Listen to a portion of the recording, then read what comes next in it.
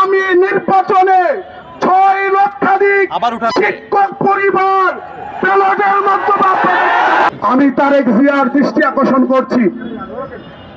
আপনার এই অবসরপ্রাপ্ত 2 শিক্ষক নেতা উল্টা পাল্টা বুঝিয়ে আপনার মহাসচিব সহ জনাব রিজভী সাহেব সহ তাদেরকে ভুলভাল বুঝিয়ে সারা বাংলাদেশের 6 লাখ শিক্ষক কর্মচারী পরিবারকে ইতিমধ্যে বিএনপির বিপক্ষে দাঁড় করিয়ে দিয়েছে।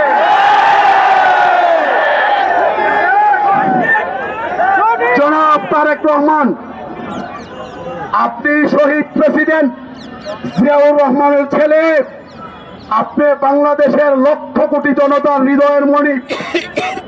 আমি আপনাকে অনুরোধ করতে চাই 6 লক্ষাধিক শিক্ষক পরিবারের পক্ষ থেকে অবিলম্বে সেলিম ভুঁইয়া, জাকির হোসেনকে আপনার দলের সকল দায়িত্ব থেকে যদি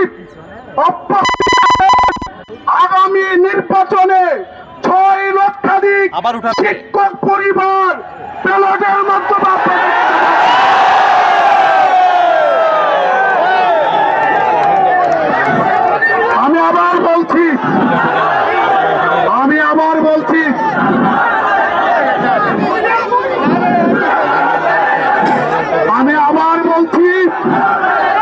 আমি আবার বলছি বাংলাদেশের আপুসিন নেত্রী 2001 সালে 4 দলীয় জোটের ব্যানারে ব্রাহ্মণবাড়িয়া সদর এমপির সাথে বিভিন্ন এলাকায় আপনার নামে স্লোগান দিয়েছি, এমপির নির্বাচনী সভায় বক্তব্য দিয়েছি।